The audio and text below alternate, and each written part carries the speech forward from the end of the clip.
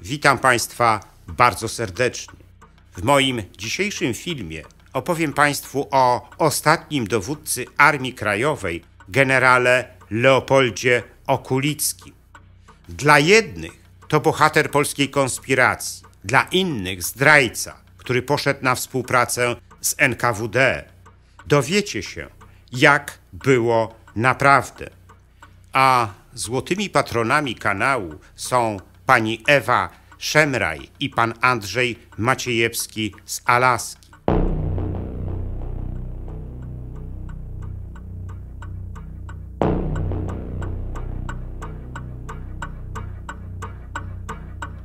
Generał Leopold Okulicki, ostatni dowódca Armii Krajowej, zajmuje nadal w polskiej historii miejsce bohatera.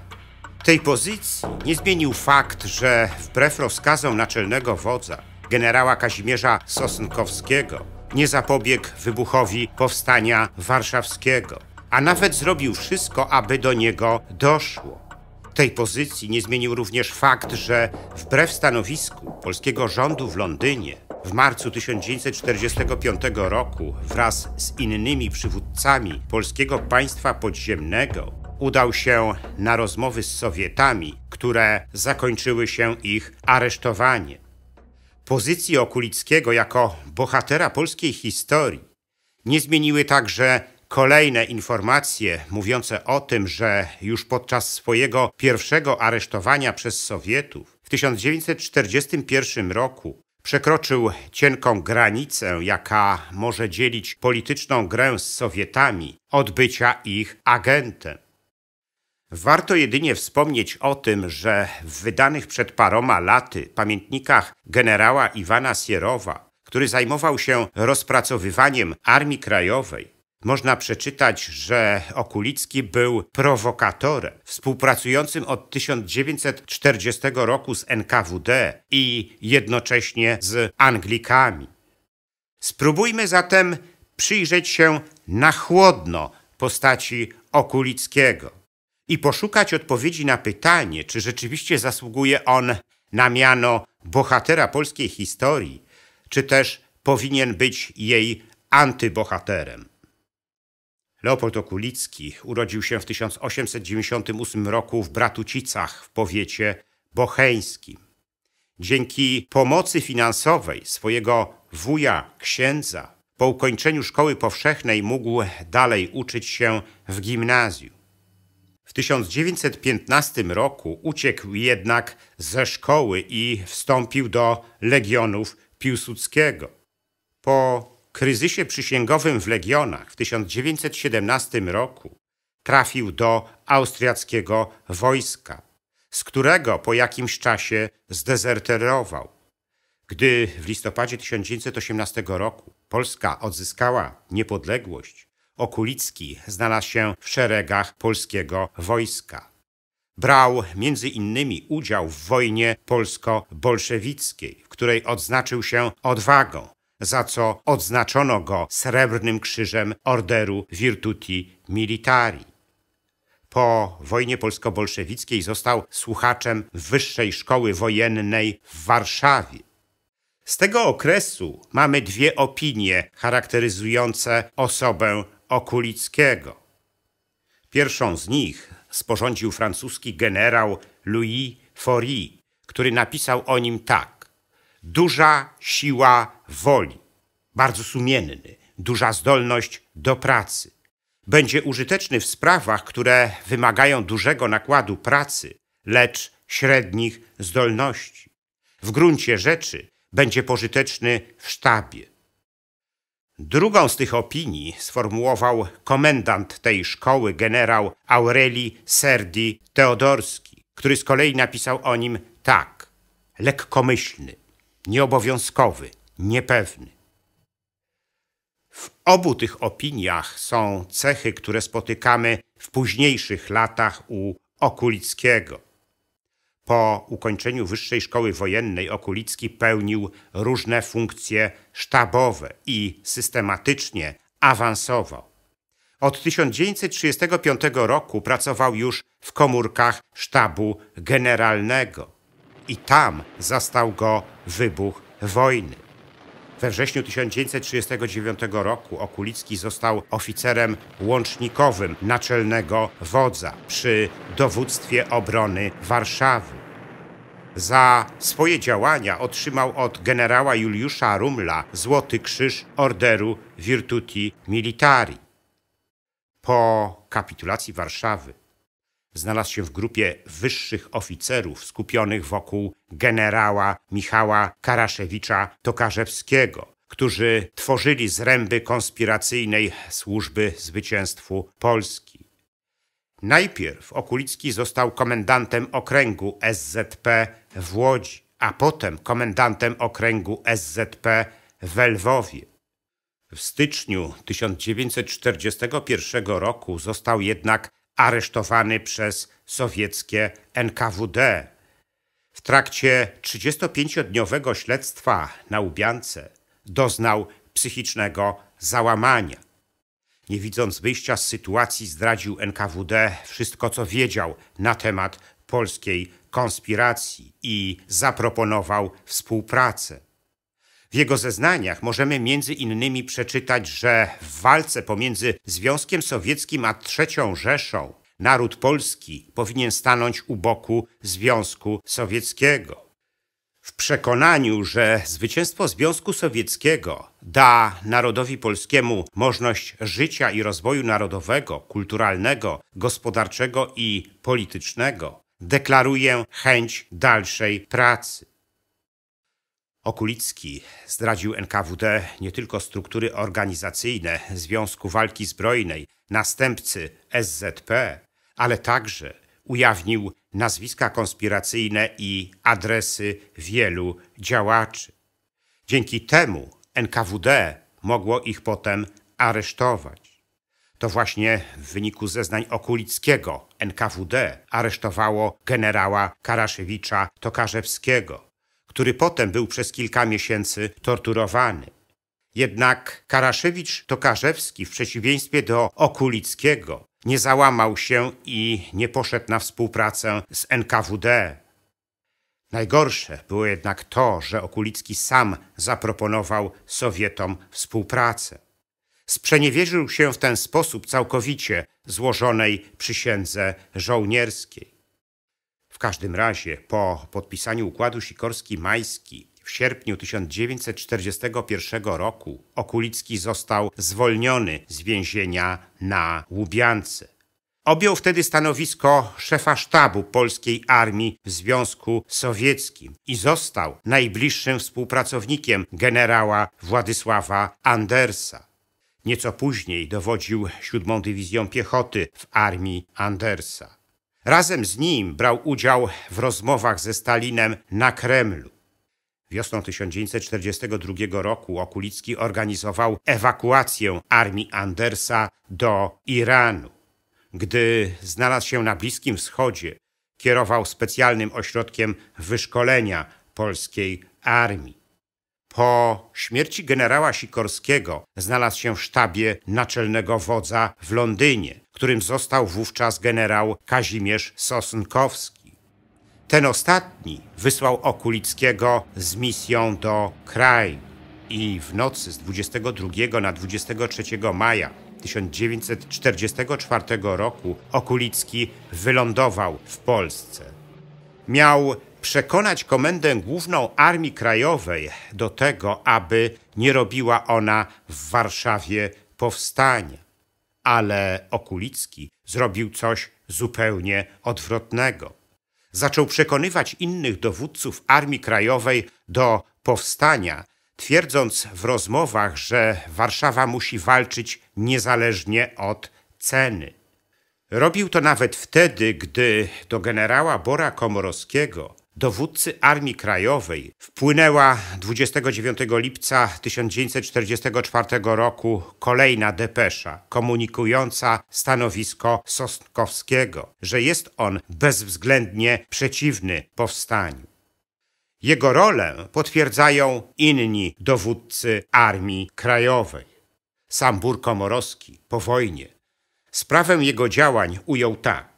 Generał Okulicki był tym, który wysunął projekt walki o Warszawę. To był jego projekt, więc był tego projektu orędownikiem. Z kolei szef sztabu Komendy Głównej Armii Krajowej, generał Tadeusz Pełczyński, zapytany przez francuskiego dziennikarza Jeana François Steinera, czy to Okulicki był inicjatorem walki w Warszawie, odpowiedział tak. Okulicki został przysłany z Londynu z dyrektywami mającymi hamować nas w walce. Ale Okulicki na miejscu, rozważywszy wszystko, miał takie stanowisko, o jakim pan mówi. I jak dodał Pełczyński, szybko przyjęliśmy jego inicjatywę. Jeszcze surowiej rolę Okulickiego przed powstaniem ocenił zastępca Pełczyńskiego, pułkownik Janusz Bokszczanin. Ten ostatni wspominał go tak. Okulicki zaczął wymyślać nam od tchórzy. Bił pięścią w stół. Od chwili, gdy przybył, wszystko się zmieniło. Nie wiem, kto go przysłał, ani jaka była jego misja, ale wiem, że powstanie warszawskie było jego zasługą. Trudno jest zatem nie uznać, że wybuch powstania w Warszawie był zasługą Okulickiego. I trudno nie zgodzić się z tym, że było ono wówczas wyłącznie w interesie Sowietu. Dlaczego zatem Okulicki tak zrobił? Czy dlatego, że dalej był sowieckim agentem i robił to, czego od niego oczekiwali? Być może tak. Trudno sobie bowiem wyobrazić, że NKWD nie nawiązało ponownego kontaktu z Okulickim przed wybuchem powstania. Zapewne też Okulicki prowadził swoją własną grę, bo wiedział już, że los Polski jest przesądzony. Być może też liczył, że w tej grze Sowieci, chcąc mieć w Polsce swój rząd, będą potrzebowali społecznego zaplecza i on może odegrać w tym ważną rolę. Gdy tuż przed kapitulacją powstania został wyznaczony na miejsce idącego do niewoli Bora Komorowskiego, mogło go to dodatkowo utwierdzać w takim przekonaniu. W każdym razie po upadku powstania Okulicki zdołał uniknąć niewoli i po jakimś czasie wznowił działalność konspiracyjną. Tak naprawdę jesienią 1944 roku zaczął prowadzić politykę wygaszania działalności Armii Krajowej.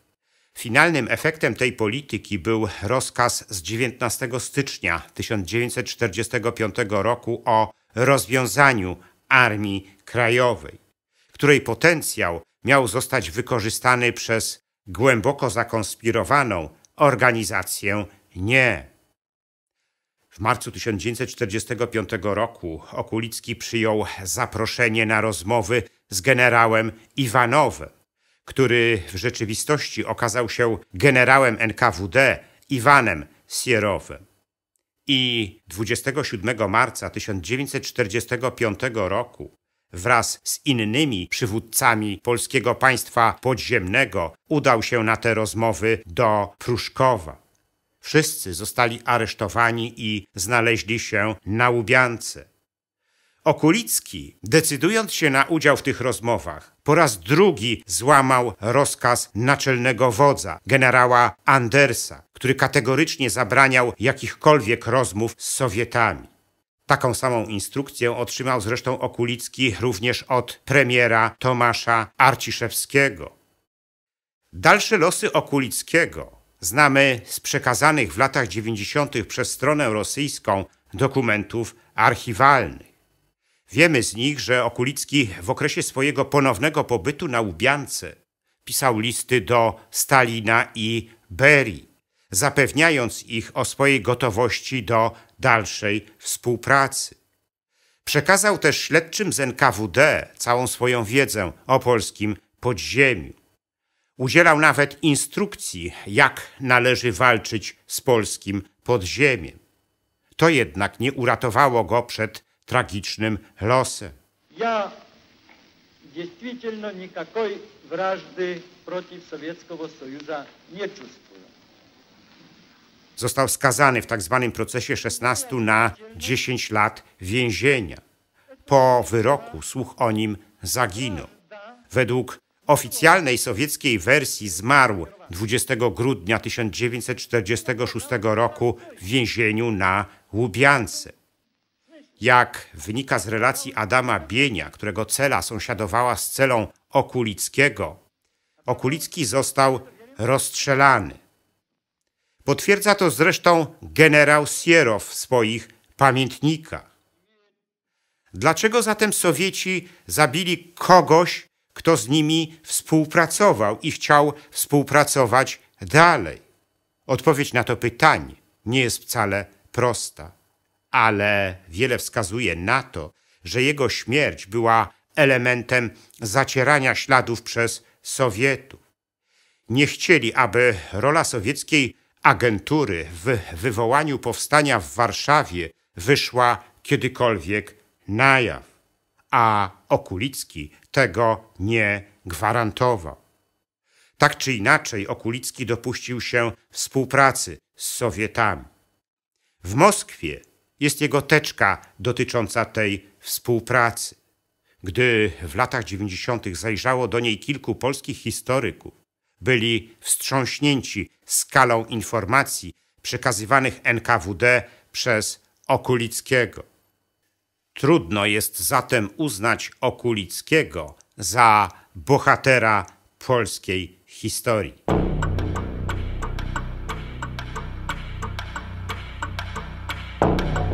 W następnym moim filmie opowiem Państwu o tym, ilu Rosjan w komunistycznej Polsce udawało Polaków. Dowiecie się, po co Rosjanie wysyłali swoich zaufanych ludzi do Polski i po co przez wiele lat udawali oni Polaków. Ten film zatytułowałem Matrioszki Kremla. Ilu Rosjan udawało Polaków? Gorąco zapraszam do oglądania.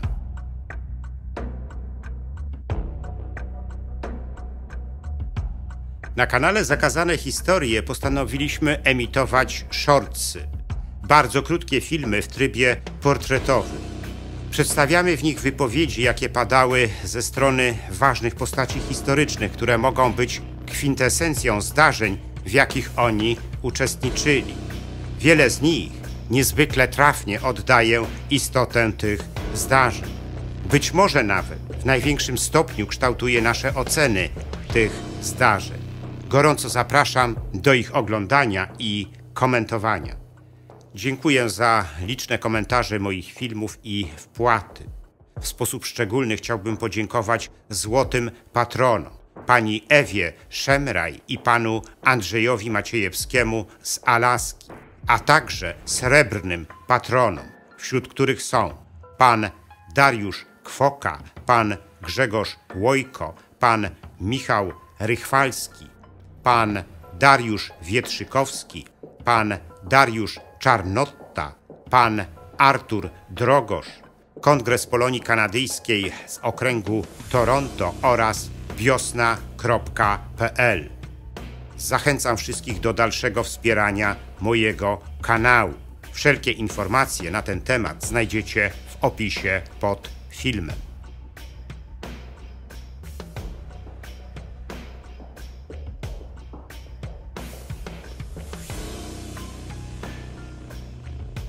Jeśli podobał się Wam mój film, udostępnijcie go znajomym, dajcie łapkę w górę i kliknijcie subskrybuj.